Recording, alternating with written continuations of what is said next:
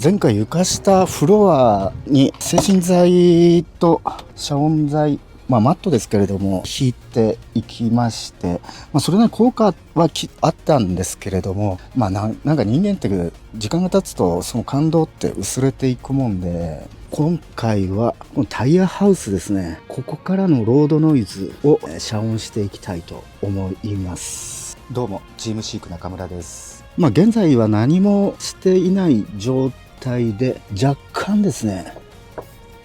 遮音材みたいなのは塗られてるんですけど、その前に今現在ロードノイズがどんな感じなのかっていうのを計測していきます。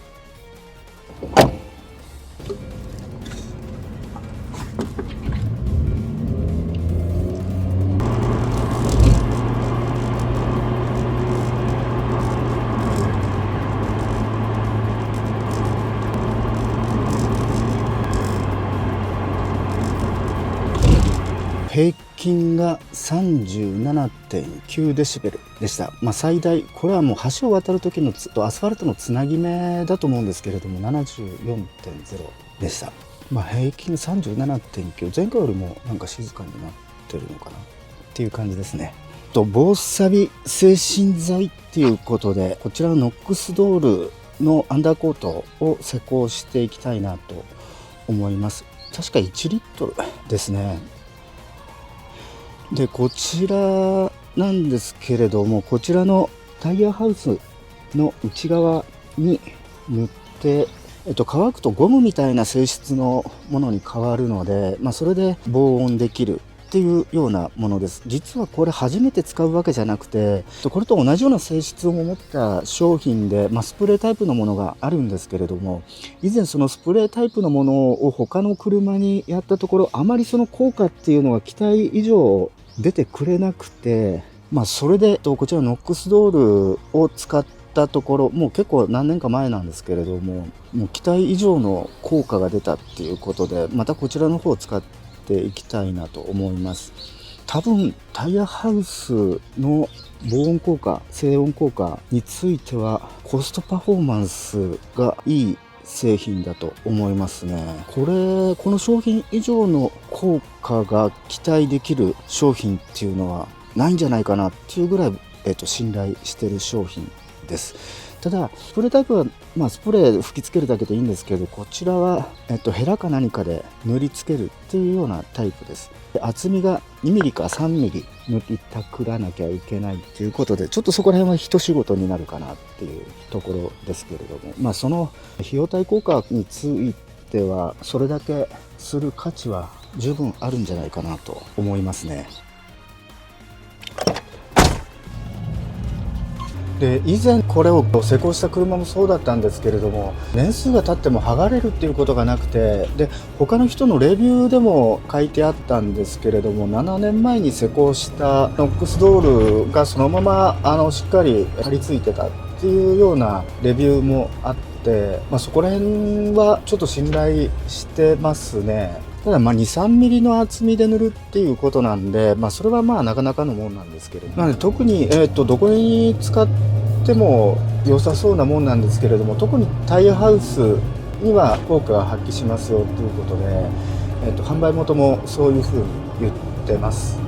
でこちらAmazon で購入したんで、Amazon のリンク概要欄に貼っときますけれど、ただね、こういった軽の箱版なんで、軽の箱版って何も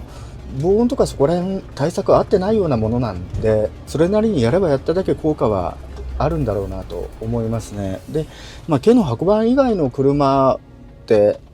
大抵そういった防音のための設計はされてるはずなんで、このノックスドールを施工したからっていってどれだけ変わるかっていうのはちょっと謎なんですけれども、以前やったのは軽の箱版じゃなかったんですけれども、それでも効果があったんで、今回特にそういった意味では効果期待大ですね。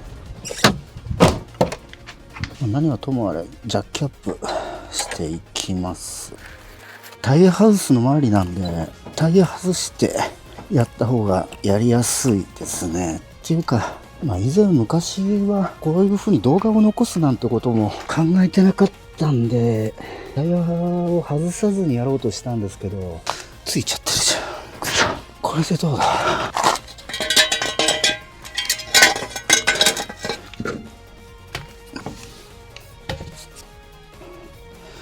こんな感じですね。ここは若干防音材が薄く塗られてるような感じですかね。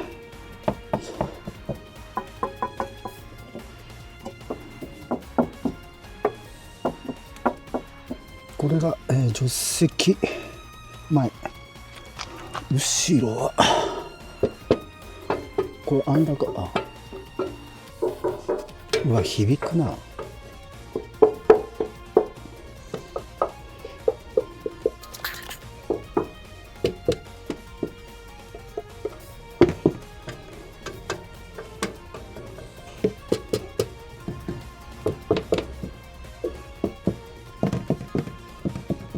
塗られてるんだけど響くね。運転席側。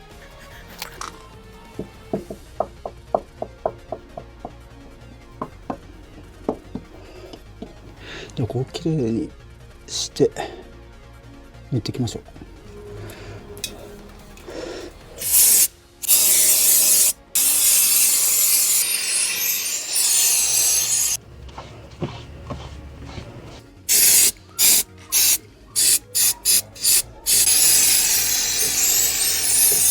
2789円ノックスドール。これで効果があるんだったらいいんじゃないでしょうか。じゃじゃん、こんな感じです。これが塗って固まったらゴム状の材料にゴム状になっていくっていうことで、商品としてはなんかハケ塗るよってあるんですけど、ハケで塗りづらいと思うんですよね。みんなも言ってるんですけど、こうやってヘラ使います。ハケヘラなどを使用して塗布してくださいっていうことなんで、これでいきます。その前にとにかくブレーキパッドにかぶらないように。メーカーさんのサイトではこういうところをマスキングしてあるんですけど、もうそのままいきます。こういうのはある程度大胆にいくのも大切ですね。で、厚みとしては 2,3 ミリ23ミリっていうとなかなかですけど、で塗ると効果ありますよっていうことですね。でこれ塗っておけば石が飛んできてもボディに傷つけないっていう効果もあるんですけれども、錆止めの効果もあるらしいですね。当然吸音効果、静音効果があるということで、中村の場合どちらかっていうと一番期待したいのは静音効果ですけれども、で後からこの上にまたさらに塗り重ねても馴染んでくれるっていうことらしいです。でも見た感じそんな感じはしますね。このブレーキパッドの保護は必要ですね。めんどくさかったらどうなんだろう、タイヤ外さないで塗るっちゅうの方がめんどくさいかもしれないですね。ただこれがね、なかなか塗っていくだけの作業なんですけど、地味っちゃ地味だな。ここのとこレジトレックスやったりとか、吸音材その上から貼ったりとかっていうことで、購入当初のサンバーからはある程度、乗り心地っていうか、静かに乗れるなっていう感じはしてきてるんですけど、やった瞬間はその効果に満足するんですけど、時間が経つと慣れてきちゃうっていうか、人間欲が出てきますね。で、人間欲出てくるとなんか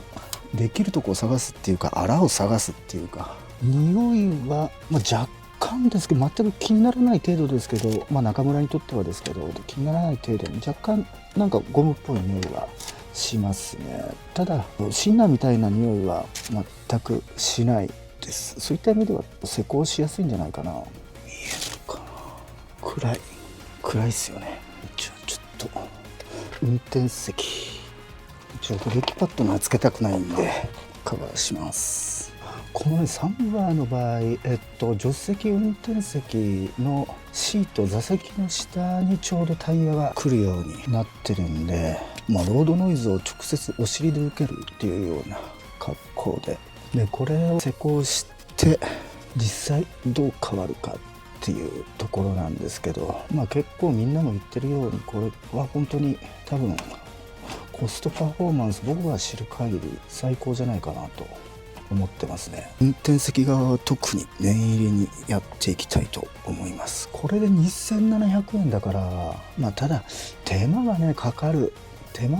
ね。そういった意味で、手軽にやろうと思ったらやっぱりスプレーになるのかな。ただね、スプレーの場合、確かに高音は吸収されて、ノイズの音質が変わるっていうか、そんな感じしますね、スプレーの場合ね。ただ静音で満足できるかっていうと、なかなか僕の場合満足できなかったんで、昔の話なんでね、今もっと製品違ってきてるんかもしれないですけど、レビュー見ても効果あったっていう人と効果が感じられないっていう人、スプレーの場合あるんで、やっぱりそうなってくるとノックスドールがいいかなと思いますね。ただ悲しいかな、作業自体は地味なんで、ゴムっていうかアスファルトに近いのかな、アスファルトに近い匂いかな。おはようございます。昨日の夕方塗り終えてこんな感じですね。で、乾くまでに24時間かかるんですけど、まだ24時間経ってないんですけど、少しベタっとする感じがあります。ただ剥がれ落ちてくるっていうような雰囲気、心配はなさそう。こちら運転席側です。で、最後残ったやつ運転席側で厚塗りしたんで、他のタイヤハウスよりかは厚塗りになってます。助手席側、ところどころ塗れてないところもありますけど、助手席側はこんな感じですね。昨日の夕方頃塗り始めて、ほぼほぼ真っ暗になっちゃったんで、ちょっとめくらなところで塗ってたりとかしたんですけど、これだけ塗ってあれば効果あるでしょうっていうことで、ビニールにもちょっと垂れてます。これ必須ですね。あとやるとき軍手必要ですね。昨日のヘラが100均で買ったヘラなんですけど、こんな状態、ちょっと半乾きっていう状態ですけれども、タイヤつけてきます。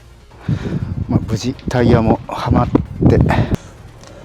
タイヤからの眺めはこんな感じですね。これマイクです。このマイクを前回と同じように、ここがタイヤハウスになるんですけど、前回と同じようにここにつけて、こんな感じですね。騒音測定していきたいと思います。で、どこまで当てになるかわかんないですけど、一応騒音測定器ですね。いつもこうよ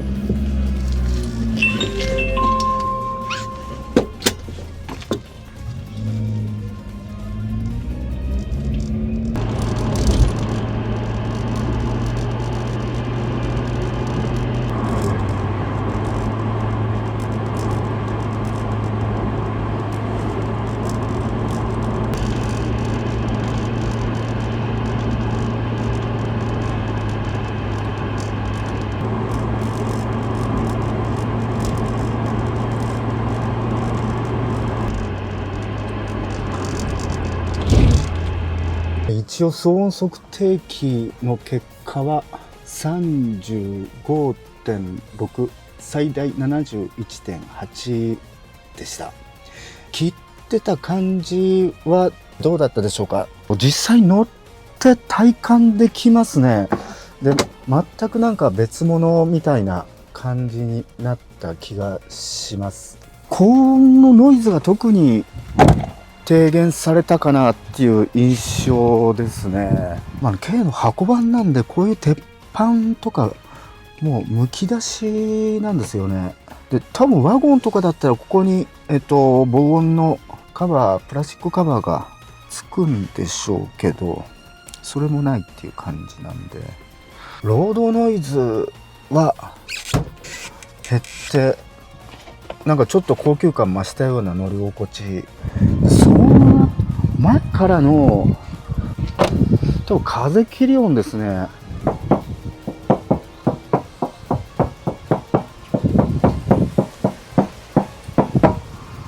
ここに当たる風の音がより目立つようになった感じですね。なんかね、本当に音対策すればするほど誰かが沼にはまってくっていうことを言ってましたけど、まさにその通りだなっていう。なんかエアコンかけてないのにエアコンかけてるような音が気になりました。じゃあ、これも帰ります。